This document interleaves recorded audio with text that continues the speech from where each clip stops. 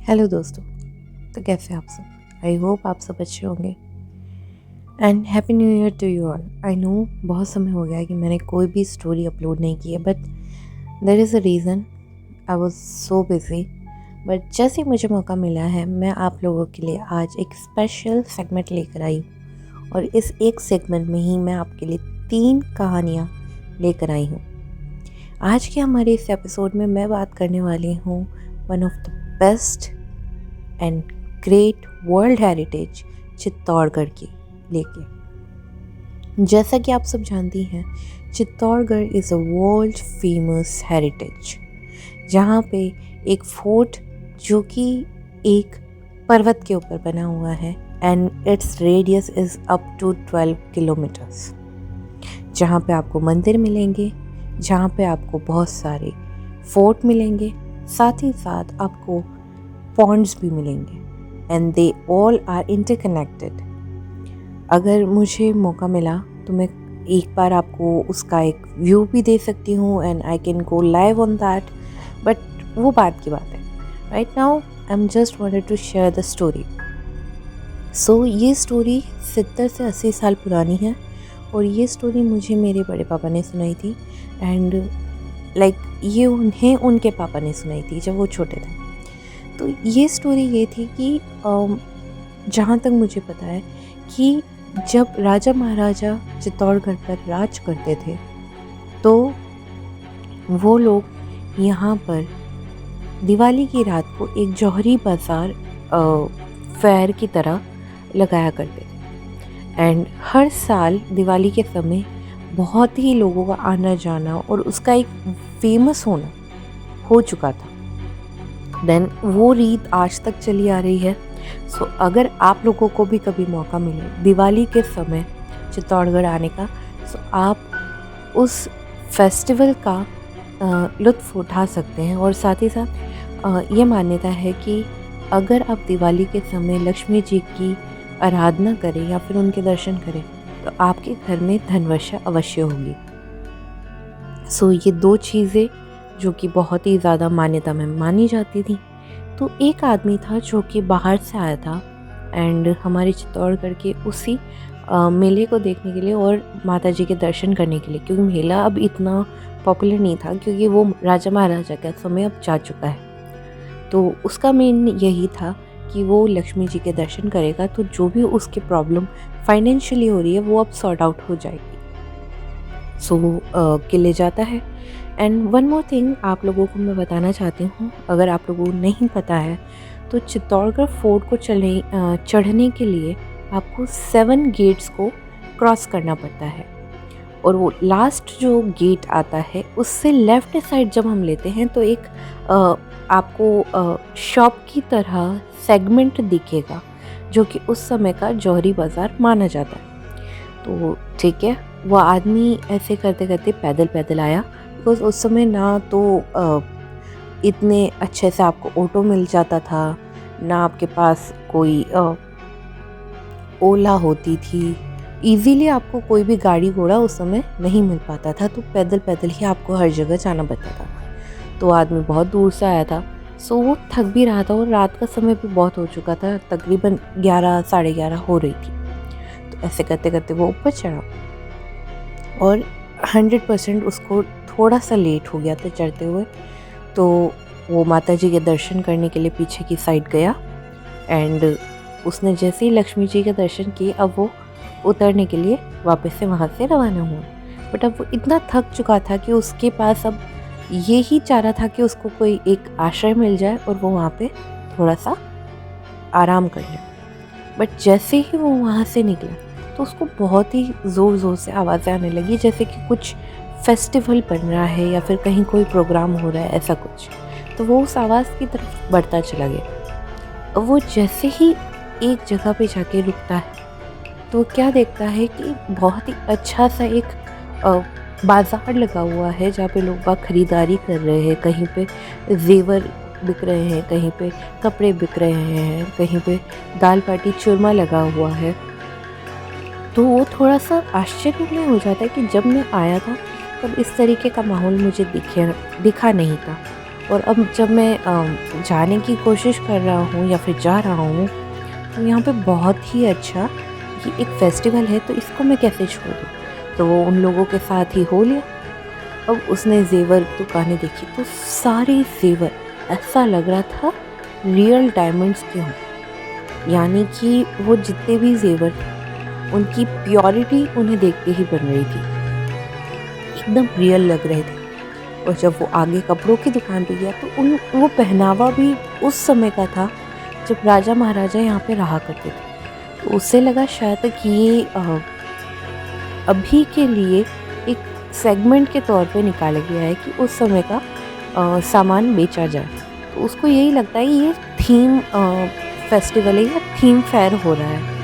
तो फिर ठीक है, फिर वो दाल बाटी की दुकान पे जाता है, दाल बाटी खाता है और वो पैसे दिखाता है तो वो लोग उसको देखकर हंसने लगते हैं।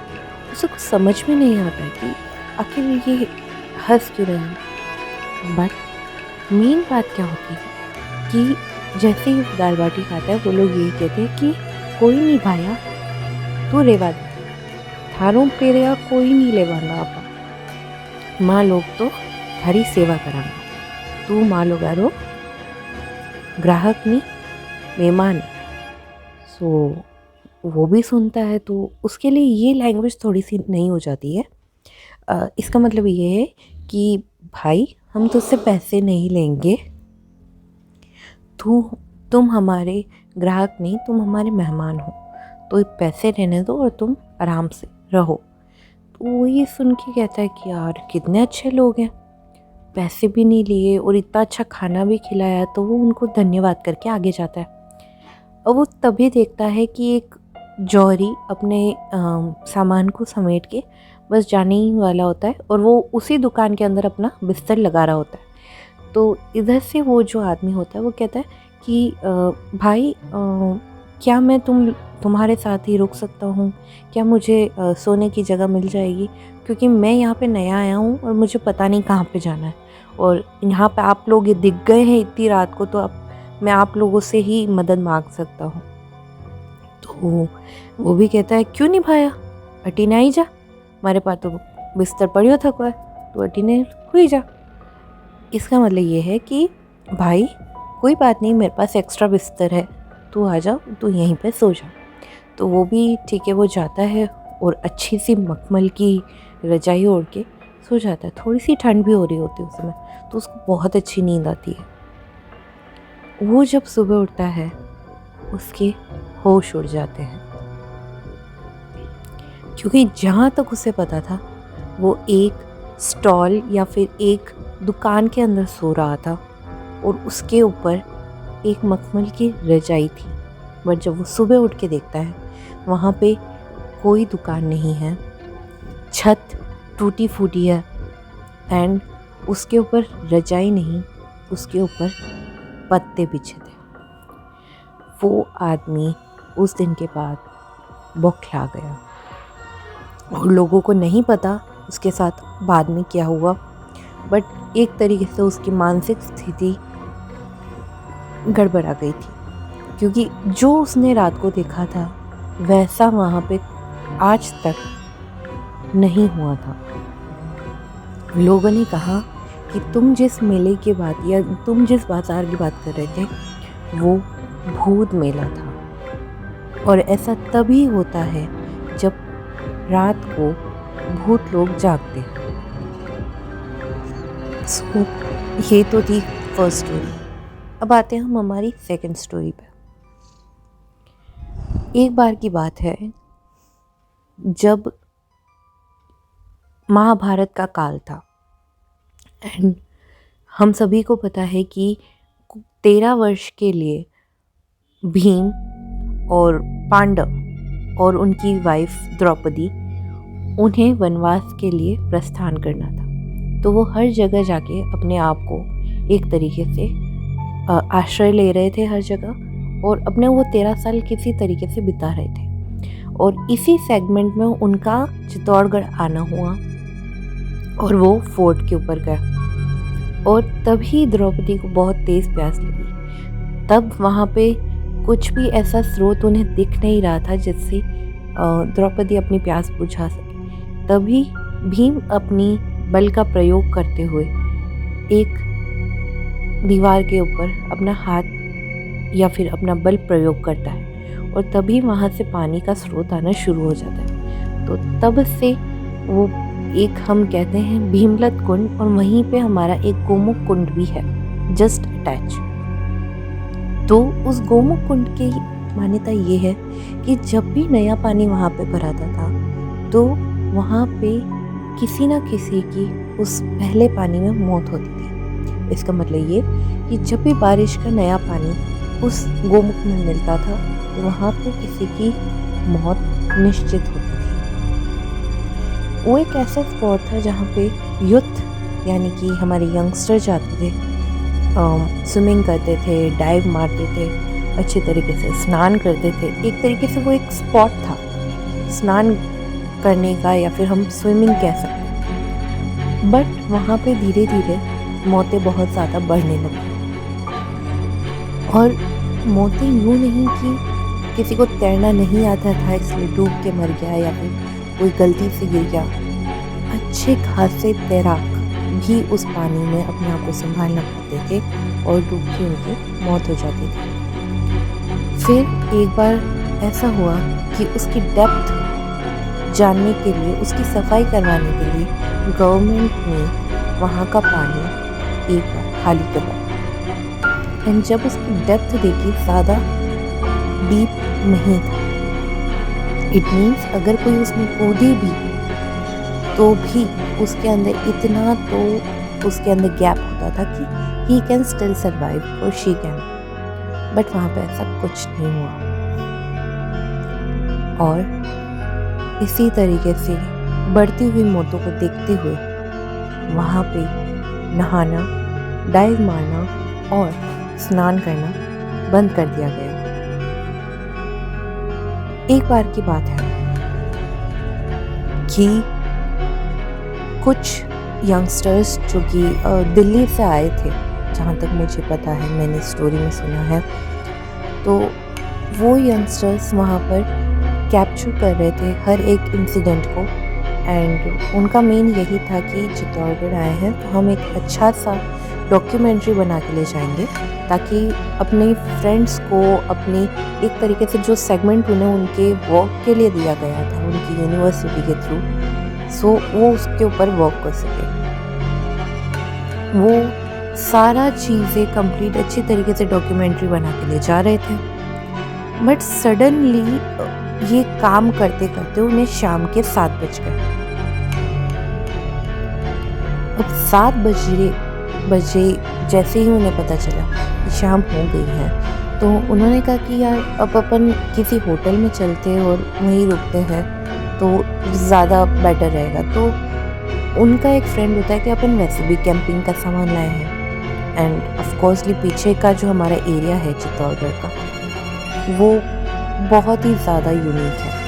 मीन्स आप अगर वहाँ पे कैंप फायर करें तो बहुत ही अच्छा नज़ारा आपको देखने को मिलेगा। तो वो लोग ये डिसाइड करते कि ठीक है अपन करते हैं। तो हमारे जो किले के पीछे का एरिया है वहाँ पे एक कुंड आता है जो कि बहुत ही यूनिक है, बहुत ही सुंदर है, और वहाँ पे अगर आप खड़े रहकर सूर्योदय या फिर सूर्यास्त देखें तो बहुत ही सुंदर व्यू मिलता है और आप बहुत अच्छी पिक्चर्स भी क्लिक कर सकते हैं। तो वो अपना पूरा का पूरा एक तामझाम वहीं पे बिछाते हैं। देन ये सब होता है, रात को वो आराम से बैठते हैं, उनकी पार्टी वगैरह करते हैं, और थक हार के 12 बजे के लगभग वो लोग सब अपने कैंप्स में सो जाते हैं।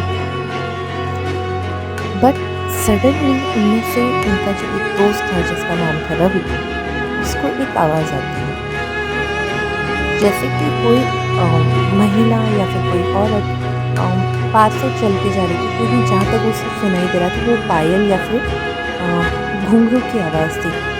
एंड वो एकदम सडनली होता है कि इतनी रात को यहाँ पे कौन हो सकता है, बिकॉज रात को हम सब जानते हैं कि लड़कियों के लिए, औरतों के लिए ये टाइमिंग ऐसा होता है कि वो बाहर नहीं होते। बट वो जिस एरिया में थे वो तो बहुत ही रेयर केसेस में ऐसा होता है।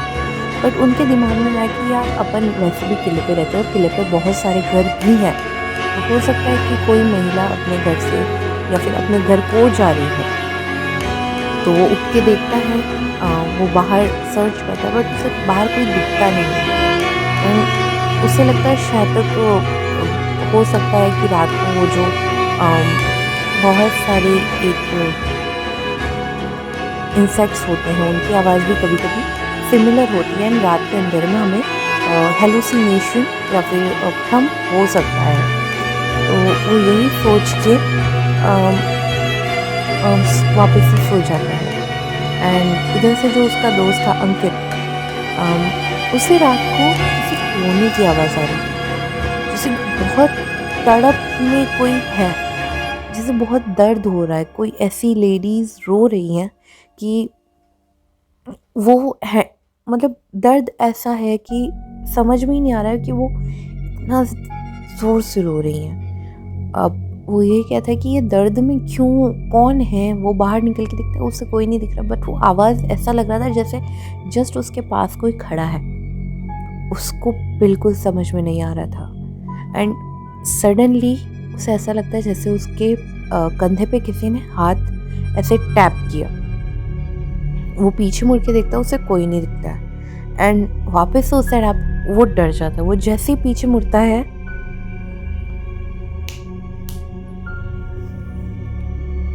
उसे एक स्नैप सुनाई देता है और पीछे उसका फ्रेंड खड़ा होता है, रवि। रवि उसे यही कहता है तुझे भी सुनाई दिया? तो अंकित कहता है क्या तुझे भी सुनाई दिया?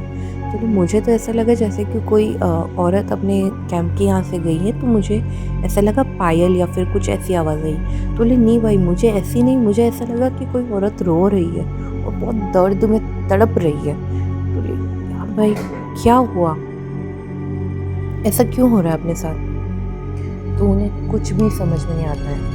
तो वो एकदम से क्या देखते हैं कि उनके कैंप के जस्ट 10 फीट दूर ही एक औरत है जो लाल जोड़े में खड़ी है और बहुत ज़ोर ज़ोर से रो रही है। उसका घूंघट पूरा उसके मतलब चेहरे को ढका हुआ था, बट सामने दिख रहा था कि वही औरत करा रही है, वही औरत रो रही है।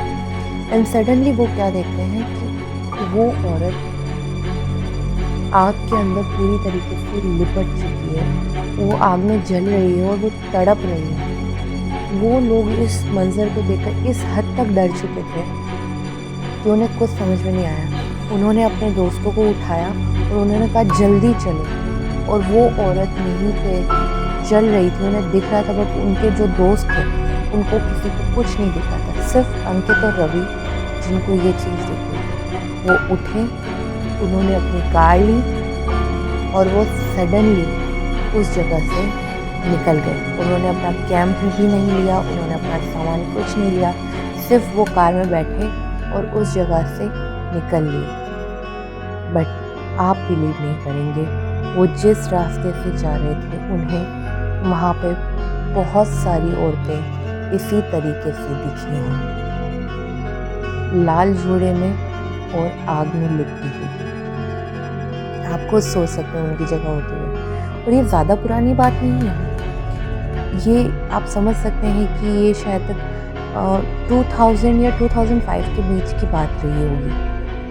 एंड आप सोच सकते हैं कि इस तरीके की घटना स्टूडेंट्स के साथ होना, जो कि सिर्फ एक डॉक्यूमेंट्री के लिए गए थे, बहुत ही ज़्यादा भयानक है।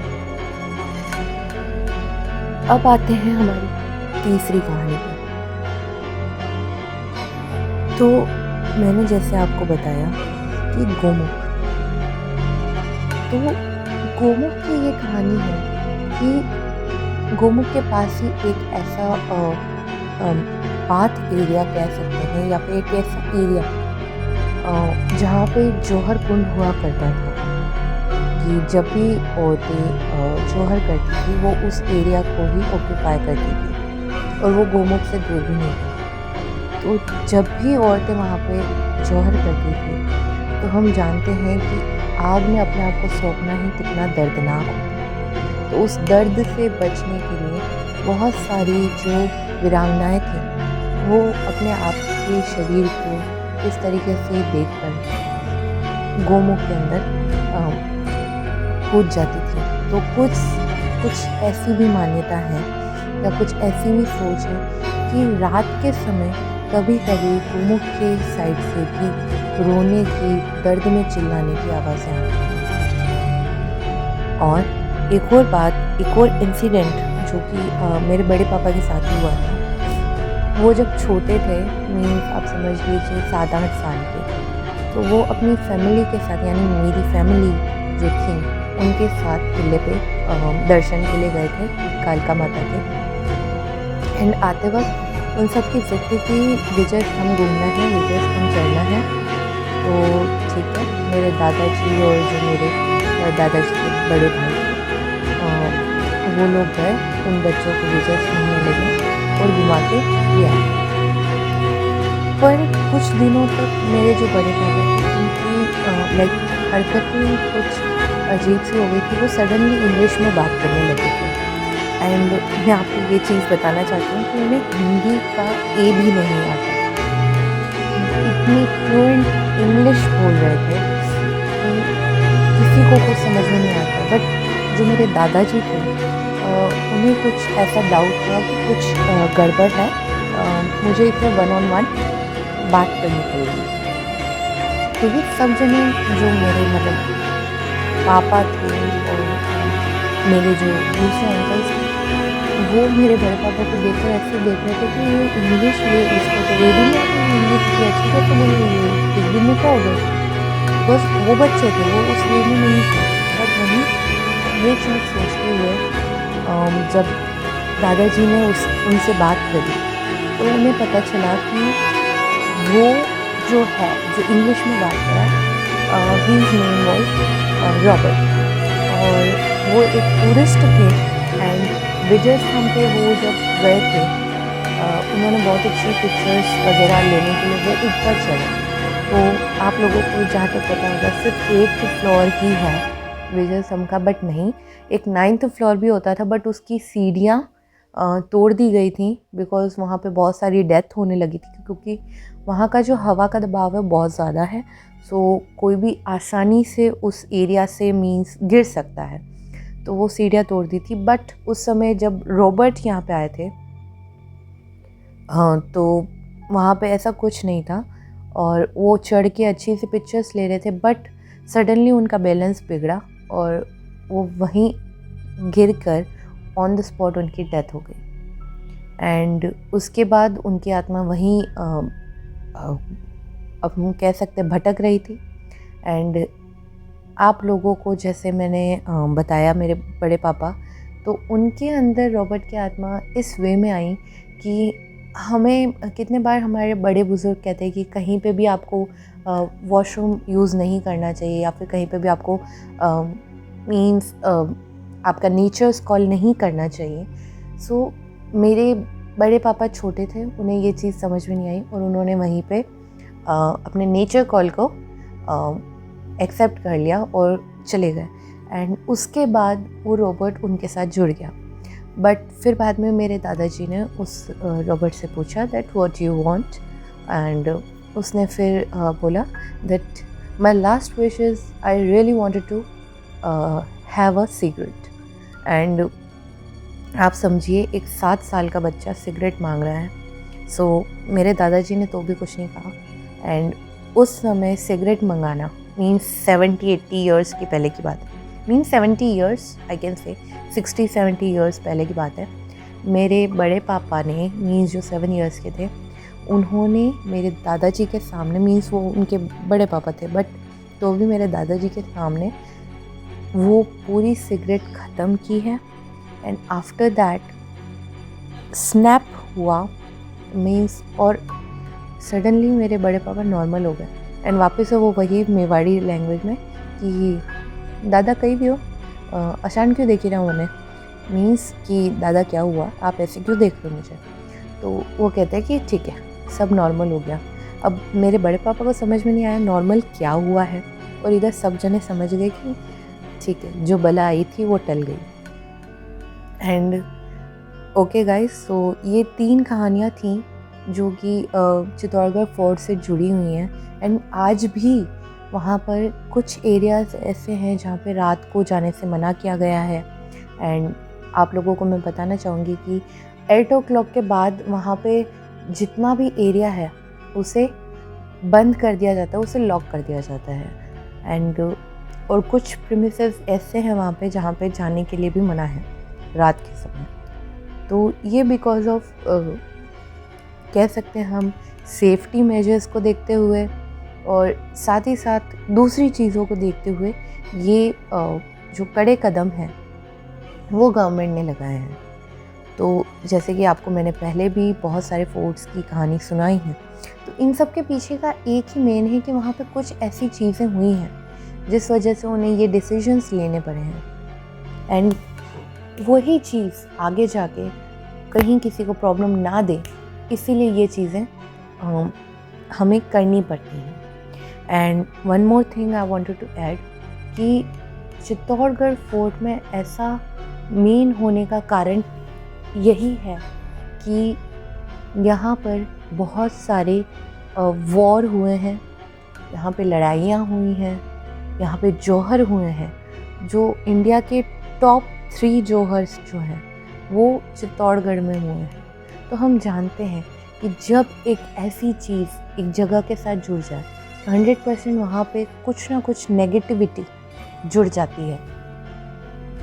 एंड इसी के साथ मैं अपनी स्टोरी टाइम को आज यहीं पे फिनिश करती हूँ। आप प्लीज़ कमेंट करके बताइएगा कि आपको कैसा लगा। And if you really want कि मैं चित्तौड़गढ़ से ही रिलेटेड और स्टोरीज़ लाऊं या फिर ऐसे ही फोर्ट से जुड़ी हुई स्टोरीज़ और लाऊं, सो प्लीज़ कमेंट में लिखिए। And I will assure you कि अब मैं हर हफ्ते एक नई स्टोरी आपके सामने लेकर आऊँगी। So hope you like the story and till then bye bye, take care and don't forget to subscribe my channel अगर आप नए हैं तो। और अगर आप मेरे फैमिली से हैं तो thank you so much for supporting me. और इसी तरीके से अब मेरा न्यू ईयर रेजोल्यूशन है कि इस साल मुझे 1K मीन्स 1000 सब्सक्राइबर कंप्लीट करने हैं। सो ये मेरा न्यू ईयर रेजोल्यूशन भी है एंड आई होप दैट आप सब मेरा साथ दें। Till then bye bye, take care and happy new year again. Bye bye.